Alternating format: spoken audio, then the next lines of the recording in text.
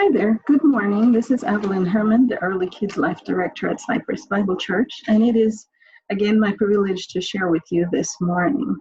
I wanted to talk with us about taking comfort and passing it on. And, when I was a little girl growing up, I used to listen to the Family Bible Hour.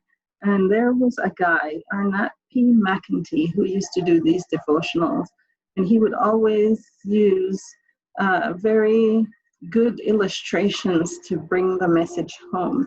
Recently, I was reading a devotional passage by him.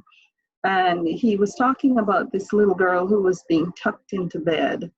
And she was going to try to buy some time. So she said to her mom, I want to explain to you how gravity works.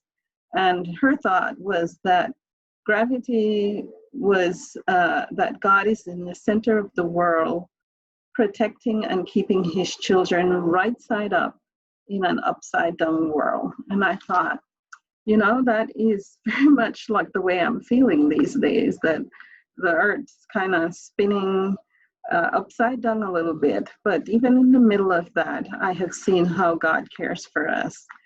And even though it might seem upside down, we can take heart because we know that God cares for us. 1 Peter 5:7 says we can cast our cares on him because he cares for us. But you know what? He just doesn't care for us and then that's it, our job's done. We do have things that we are called to do. And we don't want to just get cared for and then call it a day. 2 Corinthians chapter 1, verse 3 and 4 says that, Praise be to God, the Father of our Lord Jesus Christ. God, in his merciful Father and the source of all comfort, he comforts us in all our troubles so that we can comfort others. When they're troubled, we will be able to give the same comfort God has given us. And I always love that passage. It's such beautiful that it encourages us to not just receive comfort, but to give it away to others as well. Not only that, but verse 5 tells us that as we share abundantly in the suffering, comfort abounds through Christ. And so he doesn't just cause us to suffer and suffer greatly, but the abundance of his comfort to us is also evident. I think the Apostle Paul knew that very well, and it was what it was like to live in an upside down world, feeling hassled, frustration, conflicts and temptation all around. He describes that later in 2 Corinthians chapter 7, verse 5 and 6, where he wrote about being harassed at every turn, conflicts on the outside and fears within. That describes such a tumultuous time, just like we may be struggling with in this day and age.